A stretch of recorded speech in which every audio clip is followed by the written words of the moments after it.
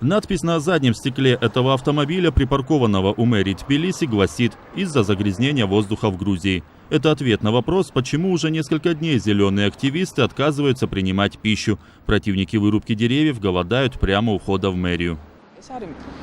Это вина мэрии. Разумеется, вину несет и компания-застройщик, которая вырубает деревья под строительство. Мы требуем наведения порядка в ведомстве. Из-за неспособности мэра навести порядок мы сталкиваемся с такими проблемами. Речь идет о вырубке нескольких десятков многолетних деревьев в одном из центральных районов Тбилиси. На этом месте с разрешения мэрии должна появиться гостиница.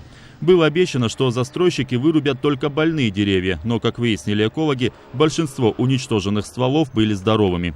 Разгорелся скандал. Прокуратура начала изучать законность вырубки деревьев, а на сторону зеленых активистов встали некоторые депутаты Тбилисского Сакребулу, городского собрания.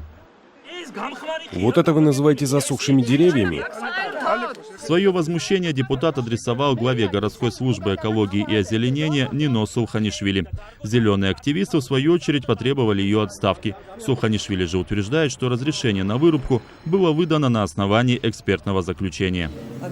Если следственные органы установят, что со стороны нашей службы действительно имели место нарушения, то я обязательно уйду в отставку.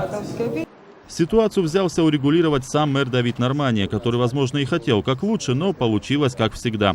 Градоначальник встретился с протестующими, однако повышенный градус встречи не предвещал ничего хорошего. Когда один из активистов призвал мэра заниматься делами, а не демагогией, терпение Нормания лопнуло. Ты смотри на него, ультиматуму выдвигает. Обезьяна, сын Ишака.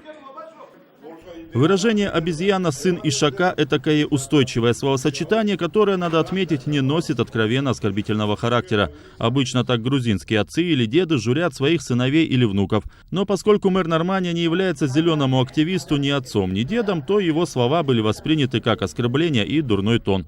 Несколько экологов в знак протеста покинули встречу. Мэр назвал их провокаторами. Между тем, разрешение на строительство гостиницы городские власти отзывать не стали, но объявили 10-дневный мораторий на вырубку деревьев. Точку в споре, вероятно, поставит заключение прокуратуры.